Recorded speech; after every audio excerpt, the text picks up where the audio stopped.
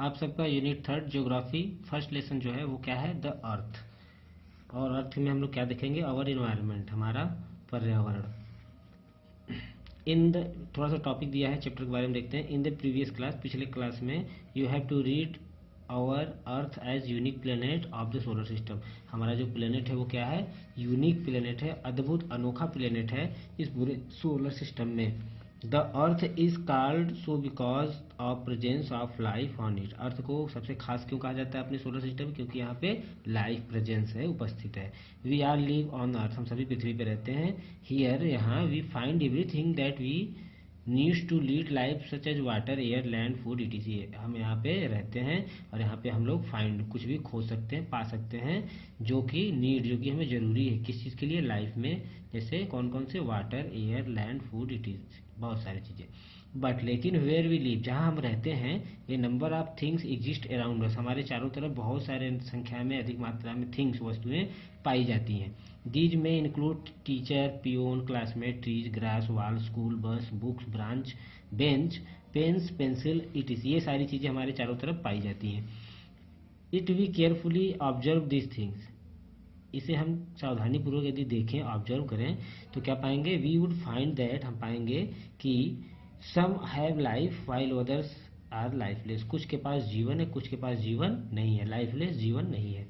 Also some are naturally available, कुछ चीज़ें ऐसी होंगी, देखेंगे हम लोग तो, जो कि नेचुरली, प्राकृतिक रूप से अवेलेबल हैं, उपस्थित हैं। वाइल, जबकि others are outcome of skill and efforts of human, और कुछ चीज़ें ऐसी दिखेंगी जो मानवों के दुख प्रयासों से, एफर्ट्स में, प्रयास से आउटकम बनी हुई हैं। फिर these are natural things are और मैन मेड थिंग्स, ये जो, जब कभी भी ये सभी नेचुरल थिंग्स और मैन मेड थिंग्स, ये दोनों या तो नेचुरल थिंग्स, प्राकृतिक चीज़ें, या फिर अप्राकृतिक चीज़ें, we need them all in our day to day life, अपने जीवन में प्रतिदिन इनका उपयोग करते हैं। these things that surround us together from our environment, ये जब भी जो सारी चीज़ें हैं, ये सभी हमारे चारों तरफ जो हैं, उनको किस फॉर्म में हम लोग देखते हैं, इन्वायरमेंट के रूप में देखते हैं। दस, इस प्रकार से environment is our basic life support system, इस प्रकार से यदि हम इन्वायरमेंट को समझें, इन्वायरमेंट क्या है, तो क्या कहेंगे कि यह जो है अवर बेसिक लाइफ है, हमारा आधार है जीवन का, सपोर्ट सिस्टम यानी हमारे जीवन को जीने के लिए जो आधार देता है, जो सिस्टम आधार देता है, वही क्या है, इन्वायरमेंट कहलाता है। अब डिस्क्रिप्शन में पढ़ेंगे हम लोग meaning of environment. The word environment has been derived from the word environ, यह जो शब्द कहाँ से आया है, इन्वायरन से आया है। इन्वायरन विच मीन्स, इसका मतलब क्या होता है, टू सराउंड, इसका मतलब होता है चारों तरफ। दस, इस प्रकार से इन्वायर लिटरली मीन्स, इस तरह से साक्षरता के अनुसार यदि हम देखें इन्वायर क्या होता है, तो उसको क्या कहेंगे, सराउंडिंग, और चारों तरफ, या things that surround from all side, ऐसी चीज़ जो चारों तरफ से घिरी हुई हो, उसको क्या कहेंगे, इन्वायरमेंट कहेंगे। हैंस, इस प्रकार से environment of a place may be defined as the surroundings and conditions that influence और affect the existence and the growth of plants, animals and human beings of that place. किसी भी जगह का जो पर्यावरण है वह डिफाइन करता है उसके ग्रोथ को, उसके विकास को। कौन कौन सी चीज़ों का, प्लांट्स का, पेड़ पौधों के विकास के लिए भी कोई इन्वायरमेंट होता होगा, एनिमल के भी रहने खाने के लिए कोई इन्वायरमेंट होता होगा, ह्यूमन, मानव जाति के लिए भी कोई वातावरण होता होगा, इन्वायरमेंट होता होगा जहाँ पे वो रहते हैं। फॉर एग्जाम्पल, उदाहरण के तौर पे, if A plant grow somewhere, यदि कोई पौधा कहीं पे बड़ा होता है, ग्रोथ करता है, its environment will comprise soil, air, water, heat and light from the sun and all living things existing in its surroundings like plants, trees, animals and human beings. तो यदि हम इसको एग्जाम्पल के तौर पे यदि समझें, तो किस, जहाँ कहीं भी पेड़ पौधे उगते हैं, उस जगह पे जो लाइफ एग्जिस्टिंग है वो चारों तरफ बहुत सारे हैं, जैसे प्लांट्स हैं, ट्री हैं, जानवर हैं, और ह्यूमन बींग्स, मानव जातियाँ हैं। All these are elements of the plant environment, ये सभी जो है एलिमेंट्स हैं, चीज़ें हैं, वस्तुएं हैं, किसके, प्लांट इन्वायरमेंट के। कौन कौन सी चीज़ें, air, water, heat and light. उसी तरह से मानव भी जहाँ रहते हैं उनके भी जीवन जीने की कुछ चीज़ें हैं, तो वो उनका इन्वायरमेंट कहलाएगा। प्लांट के लिए जो चाहिए वो क्या कहलाएगा, प्लांट इन्वायरमेंट। नेक्स्ट हेडिंग है कंपोनेंट्स ऑफ इन्वायरमेंट। कंपोनेंट्स, क्या क्या चीज़ें हैं इन्वायरमेंट में, हमारे कौन कौन सी चीज़ें हैं, कौन कौन सी वस्तुएं हैं जो हमारे इन्वायरमेंट को डिफाइन करती हैं, देखेंगे। Our environment constitute of two main component, दो भागों में बांटा गया है, एक नेचुरल के रूप में, दूसरा मैन मेड। इन्वायरमेंट कैसा होगा, हमारे चारों तरफ जो चीज़ें हो कैसी होंगी, या तो प्राकृतिक रूप से होंगी या तो हम लोगों ने जो बनाया है वैसी होंगी। तो जो हम लोगों ने बनाया उसे मैनमेड कहते हैं, जो प्राकृतिक है उसे नेचुरल कहते हैं।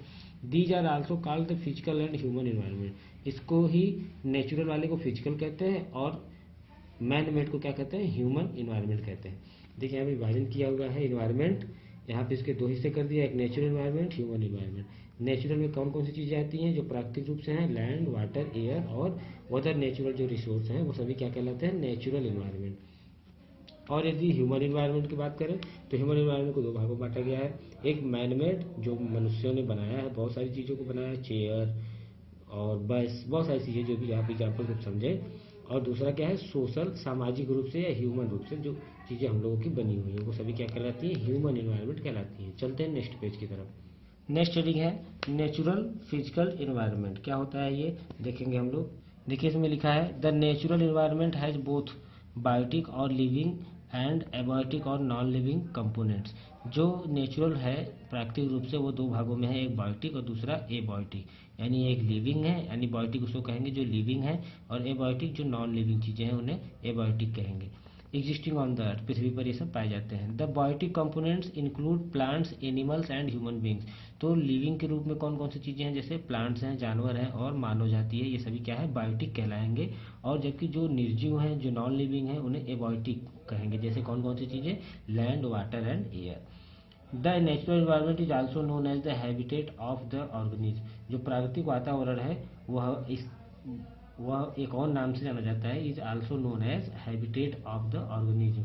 जीवाश्मों के या जीवों के रहने के, जीने के लिए जो पर्यावरण चाहिए होता है उसे नेचुरल इन्वायरमेंट के नाम से भी जाना जाता है।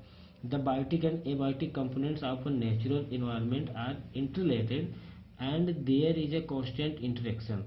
इन बायोटिक और एबायोटिक दोनों प्रकार के जो इन्वायरमेंट पाए जाते हैं नेचुरल इन्वायरमेंट के रूप में, उन दोनों में इंटरलेक्ट, एक दूसरे से जुड़े हुए हैं।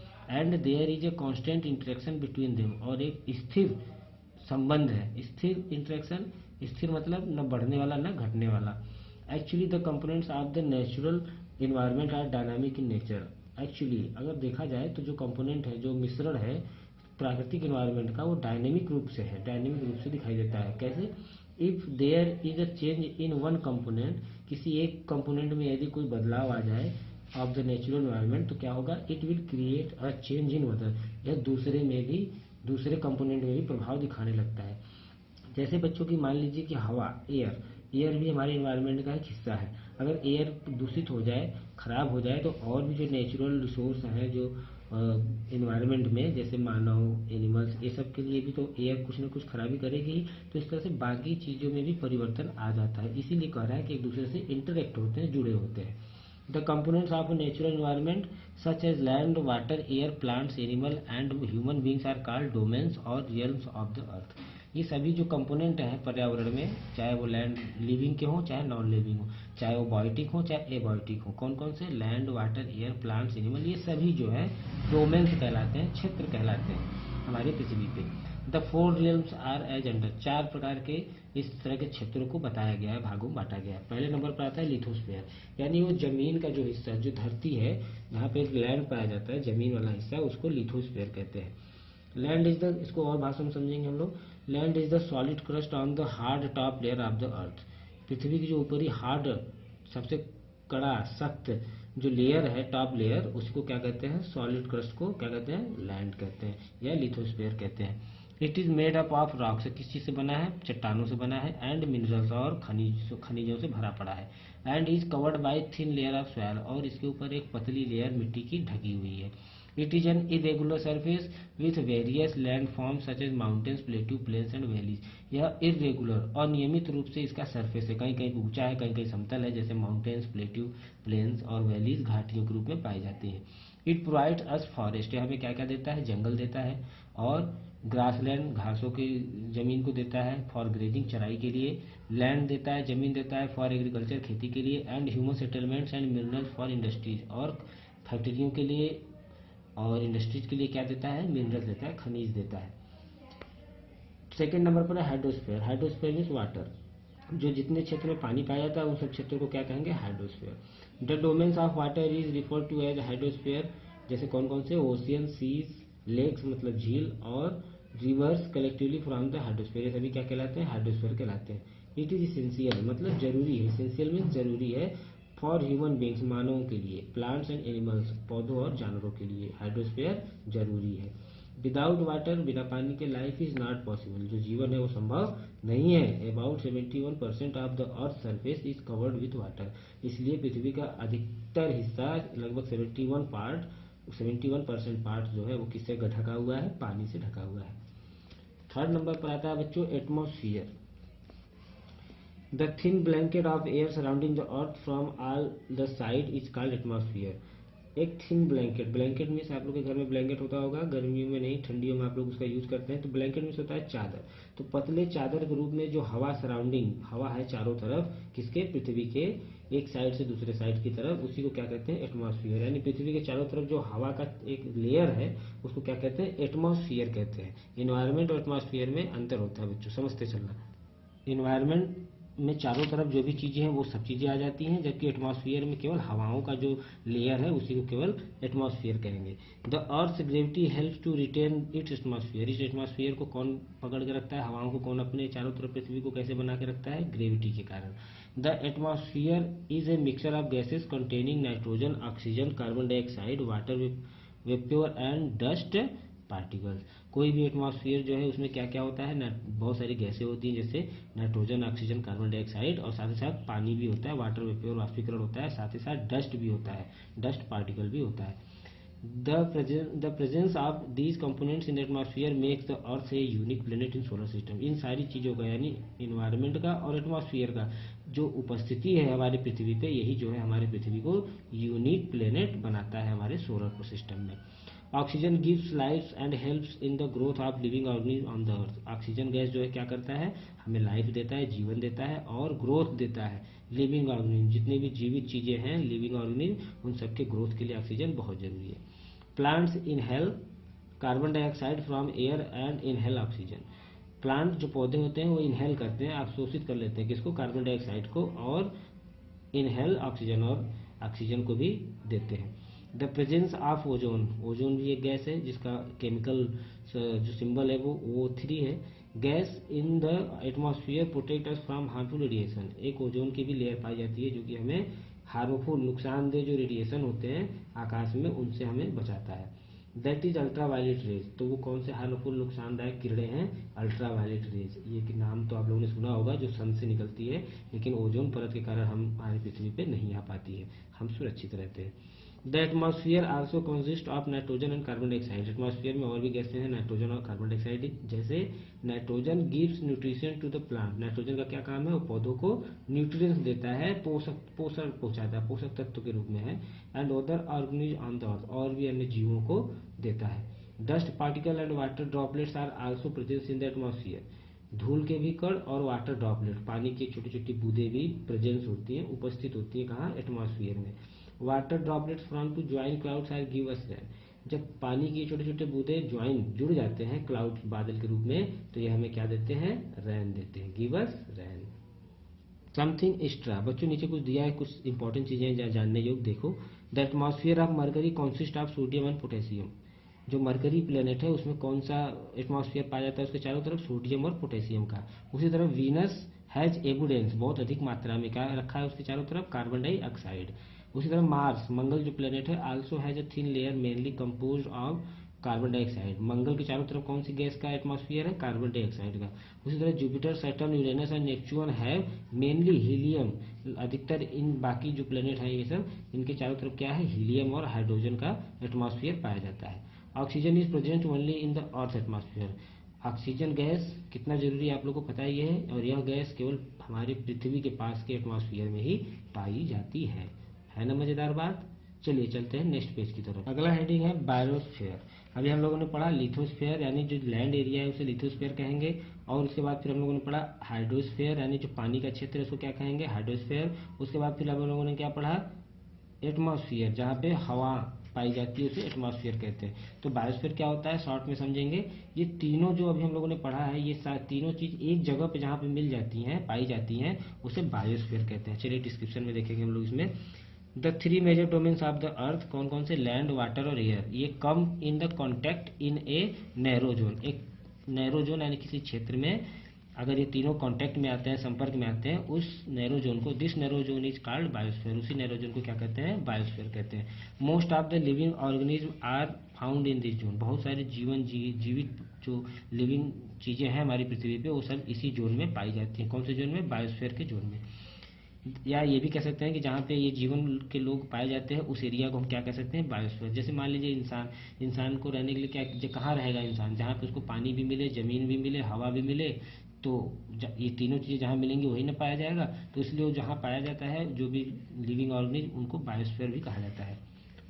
The biosphere is a unique feature of the earth, है बहुत ही अद्भुत गुण है हमारी पृथ्वी का biosphere. This zone of life extends from slightly below the surface of the land in the water to the slight above the surface into the air. यह जोन जो है या जो क्षेत्र होता है बायोस्फीयर का, यहाँ पे लाइफ एक्सटेंड करती है, विकास होता है, लाइफ का, जीवन का विकास होता है लगभग सरफेस, पृथ्वी के नीचे भी, सरफेस के नीचे, और कभी कभी वाटर में भी, और कहीं हम लोग को बहुत सारे अनेक जीव पाए देखने को मिलते हैं, और हवाओं में भी बहुत सारे कीटाणुओं के रहने का घर, स्थान या बायोस्फीयर होता है। समथिंग एक्स्ट्रा है इसमें देखने के लिए। अब देखेंगे हम लोग next heading, ecosystem. All living organisms, that is plants, animal and human beings, depend on their immediate environment। जितने भी ऑर्गेनिज्म जीवित वाले हैं, लिविंग वाले हैं, वो सभी जैसे प्लांट, एनिमल, ह्यूमन, ये सभी किस पे डिपेंड है? इमीडिएट इन्वायरमेंट, तुरंत के, इस समय वर्तमान में जो इन्वायरमेंट है उस पर निर्भर रहते हैं। They are also independent from each other, वे एक दूसरे पे भी निर्भर भी रहते हैं। The relationship between the organism and their surroundings forms and ecosystem.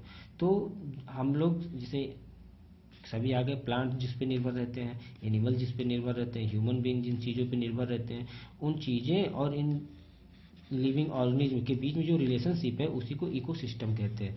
The ecosystem has no particular size, it can be as large as rain forest, grassland, desert, ocean, mountain, और a small as a water pond और a small lake. यह जो ecosystem है बड़ा भी होता है, छोटा भी होता है। बड़े रूप में क्या है? जैसे मान लीजिए रेन फॉरेस्ट, वर्षा वाले जंगल, या फिर घास ही घास हो, पूरा घास का क्षेत्र हो, या रेगिस्तानी रेगिस्तान हो, या महासागरी महासागर हो, इस तरह भी हो सकता है। और ये छोटे भी हो सकते हैं। छोटे में किस तरह? या तो एक छोटा सा तालाब हो सकता है, छोटा सा झील हो सकता है, यहाँ पर भी तो जीवन पाया जाएगा। तो इस तरह से ये कह रहा है कि बड़े और छोटे भी हो सकते हैं, किसमें? साइज में।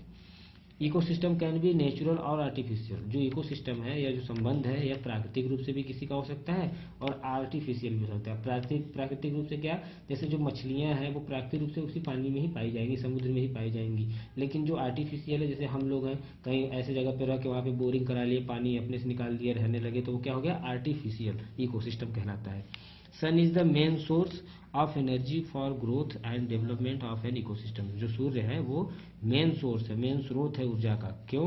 ग्रोथ के लिए और विकास के लिए, किसके? किसी भी इकोसिस्टम के। Ecology is the science which studies the relationship between the living organism and their environment. Ecology जैसे कि सोशोलॉजी होता है, सामाजिक चीज़ों के बारे में पढ़ते हैं, बायोलॉजी होता है, जीव जंतुओं के बारे में पढ़ते हैं, उसी तरह से इकोसिस्टम के बारे में जो हम पढ़ाई करते हैं उस साइंस की उस शाखा को क्या कहते हैं? इकोलॉजी कहते हैं। नेक्स्ट पैराग्राफ है man made human environment. Man made, जो मानवों ने इन्वायरमेंट अपने चारों तरफ चीज़ों को बना रखा है, उसे मैन मेड इन्वायरमेंट कहेंगे। If we look around our self, हम अपने चारों तरफ देखें एंड एसेस, और ध्यान दें, आकलन करें, तो अवर प्रेजेंट इन्वायरमेंट, आज के उपस्थित पर्यावरण में, we will observe that there are many other things surrounding us other than land, air, water and living beings. तो हम पाएंगे, हम अगर अपने चारों तरफ यदि देखें तो हम पाएंगे जमीन, हवा, पानी के अलावा भी बहुत सारी चीज़ें हम देखने को पाएंगे। क्या क्या देखेंगे? बिल्डिंग्स देखेंगे, फर्नीचर देखेंगे, बुक्स देखेंगे, फैंस देखेंगे, लाइट, ईटीसी इत्यादि ढेर सारी चीज़ों को देखते हैं। ये सभी क्या कहलाती हैं? ह्यूमन मेड कंपोनेंट्स कहलाती है। Human beings have created these components by modifying the natural environment. प्राकृतिक जो इन्वायरमेंट है उसको मॉडिफाई करके, उसमें छेड़छाड़ करके, उसके जैसे कि मान लीजिए कि हम लोग चेयर बनाए, तो चेयर क्या है? प्राकृतिक इन्वायरमेंट का हिस्सा है, लकड़ी, पेड़, तो पेड़ के हिस्से को काट के हम लोगों ने बनाया। तो उसी तरह से कह रहा है कि यह जो है ह्यूमन बीइंग क्रिएटेड है, क्रिएट करते हैं कंपोनेंट्स, जो भी चीज़ें, by modifying the natural environment, प्राकृतिक इन्वायरमेंट को मॉडिफाई करके हम लोग उससे प्राप्त करते हैं। Human beings use their skill, जो मानव है जाति है वो अपनी स्किल को डेवलप करती है। And know how to create things from the natural environment, और यह भी सीखता है कि प्राकृतिक चीज़ों से हम कैसे चीज़ों को क्रिएट करें। सो इसलिए as to satisfy their needs wants and aspiration, और ऐसा क्यों करता है वो? अपने सत्य संतुष्टि के लिए, अपनी ज़रूरतों के लिए, अपनी चाहतों के लिए, एस्पिरेशन और अपने आदर्शों के लिए। तो बच्चों टॉप बेस्ड क्वेश्चन आया है यहाँ पे, टॉपिक बेस्ड। देखते हैं क्या आप लोगों ने अभी तक जो बताया गया उसको समझ में आया आप लोगों को? जरा बताइए। Observe your surrounding objects and divide them on the basis of natural man made environment, how they are different from each other. अपने आसपास की चीज़ों को लिखो, नोट करो, और उसमें से फिर बताओ, देखो कि कौन सी नेचुरल चीज़ें हैं, कौन मैन मेड इन्वायरमेंट में आती हैं, और उन दोनों में क्या डिफरेंस है, यह आपको खुद ही पता लगाना है। नेक्स्ट पेज पर है बच्चों ह्यूमन एंड ह्यूमन इन्वायरमेंट। देखेंगे हम लोग क्या है बच्चों, इसमें है human beings modify natural environment to satisfy their needs. अपनी ज़रूरतों को पूरा करने के लिए हम लोग नेचुरल एनवायरनमेंट को मॉडिफाई करते हैं। फॉर एग्जांपल, उदाहरण तौर पे they make cars, mills, factories and manufacture many products. हम लोगों ने बहुत सारी इतनी सारी चीज़ों को बनाया है। इन दिस वे, इस रास्ते से our environment is changing at the increasing rate, काफ़ी ज़्यादा बढ़ते हुए दर की, जल्दी जल्दी शीघ्रता के दर से यह जो है इसमें हमारे ह्यूमन इन्वायरमेंट में परिवर्तन आ रहा है, बदलाव देखने को मिल रहा है। ये सब जो कि हम लोग बनाए हैं कार, मिल्स, फैक्ट्रीज, इन सब के कारण। Early humans adapted themselves to the their natural surroundings. जो मानव था, आधुनिक मानव, वो क्या है? एडाप्टेड, अपने आप को स्वीकृत किया, देम सेल्फ, खुद को, टू दियर नेचुरल सराउंडिंग्स, अपने चारों तरफ जो प्राकृतिक चीज़ें हैं उसके अनुरूप वो ढालना शुरू किया। आगे वाली लाइन देखेंगे, they led a very simple life and fulfil their needs by the natural surroundings, और वो अपने जीवन को धीरे धीरे चलाने लगे, फुलफिल, भरने लगे अपनी ज़रूरतों को, किससे? नेचुरल सराउंडिंग से। तो हम लोग आगे देखेंगे, in this way our environment is changing at increasing rate, काफ़ी तेजी से, शीघ्रता से हमारा पर्यावरण बदलने लगा। Early human adapted themselves to their natural surroundings, अपने चारों तरफ की चीज़ों पर वो निर्भर हो गया। They led a very simple life and fulfil their needs by the natural surroundings, with the passes of the time needs grew and become more varied. जैसे जैसे समय बीतता गया हम लोग विभिन्नता के रूप में परिवर्तित होने लगे, हम लोगों के जीवन स्टाइल, लाइफ स्टाइल में बदलाव आने लगा। People started to live settle life, लोगों ने एक जगह पे स्थिर होकर रहना शुरू कर दिया, आदिवासी नॉमेड के चीज़ों को बदल दिया। Barter system emerge, barter system मतलब वस्तु विनिमय प्रणाली, यानी वस्तुओं के खरीदने की, बेचने की प्रणाली शुरू कर दी हम लोग। ट्रेड, व्यापार शुरू हो गया धीरे धीरे। एंड कॉमर्स डेवलप्ड, और वाणिज्यिक चीज़ें डेवलप हो गई। And industrial revolution come into existence, और इंडस्ट्रियल रिवॉल्यूशन बहुत सारे हमारे बीच में बनने लगे, विकसित होने लगे। सो इसलिए people began to explore natural resources at alarming rate, इसलिए जो लोग हैं, ये सारी चीज़ें जब विकसित हो गई तो इस वजह से अलार्मिंग रेट मतलब खतरे की दर से इतना ज़्यादा हम लोग एक्सप्लोर कर रहे हैं, नष्ट कर रहे हैं नेचुरल रिसोर्स को, कि इसका अलार्मिंग रेट के दौर पे दर से हम लोग नुकसान पहुंचा रहे हैं। This is not good for our environment, हमारे पर्यावरण के लिए है अच्छा नहीं है। Environment degradation has occurred especially in the last few decades, यह जो पर्यावरण की समस्या हम लोग देख रहे हैं पिछले कुछ दशकों से ही बढ़ गई हैं। Due to rapid economic development, और ऐसा क्यों? क्योंकि रैपिड मतलब तेजी से, इकोनॉमिक जो अर्थव्यवस्था में विकास हो रहा है। Now it is globally recognised that certain human activities like burning of fossil fuels, easy petroleum gas and coal in motor vehicles and industries have resulted in raising the mean temperature of the earth। ये सारी चीज़ें जो भी हैं, जैसे कि petroleum gas है, कोल है, या इंडस्ट्रियल क्षेत्र है, या कोई फॉसिल जीवाश्म नष्ट हो रहा है या जल रहा है, इन सबसे जो अत्यधिक रूप से टेम्परेचर जो पृथ्वी पे हो रहा है, this is known as global warming. इस तरह के टेम्परेचर से जो टेम्परेचर पृथ्वी को नुकसान पहुंचा रहा है, इसी को क्या कहते हैं हम लोग कि ग्लोबल वार्मिंग हो रहा है। This is only one example of disturbance in the balance state of environment, यही एक ऐसा उदाहरण है ग्लोबल वार्मिंग का, जिससे हम लोग ये समझ सकते हैं कि हमारे पर्यावरण में का जो बैलेंस है वो कैसे डिस्टर्ब हो रहा है, खराब हो रहा है। While a perfect balance between the natural and human environment is necessary, जबकि हमको पता है कि परफेक्ट बैलेंस होना चाहिए, न कुछ ज़्यादा होना चाहिए, न पोल्यूशन ज़्यादा होना चाहिए, न पोल्यूशन कम होना चाहिए, दोनों में बराबर बैलेंस होना चाहिए, बहुत ज़रूरी है। Human should know their duty to maintain the environment stability and balance, they must learn to live and use their environment in a judicious way।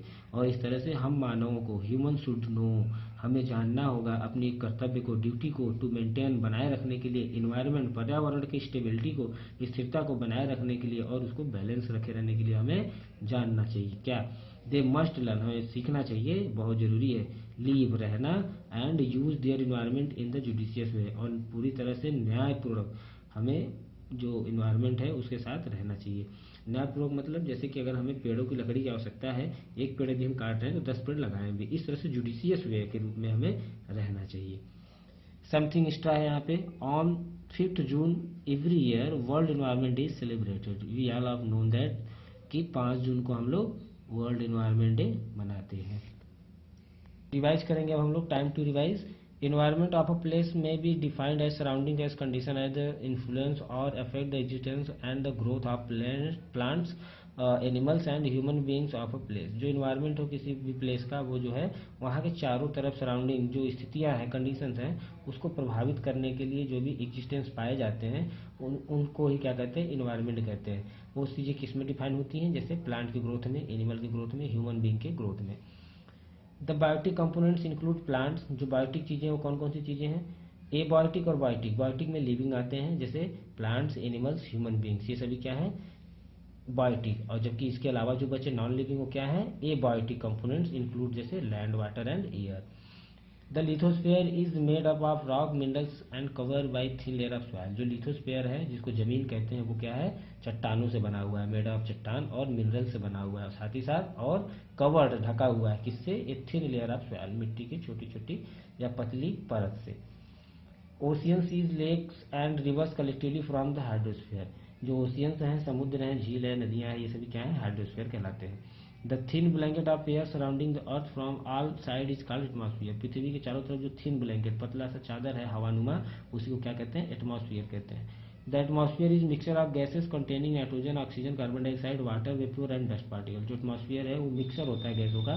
कौन कौन से गैसों का मिक्सर, मुख्य गैस कौन सी है, nitrogen, oxygen, carbon dioxide, water and dust particle. The relationship, water vapour है यहाँ पे, वाटर वेप्योर, वाष्प, वाष्प जिसको कहते हैं, वाष्प भाग के रूप में। The relationship between the organism and surrounding from an ecosystem.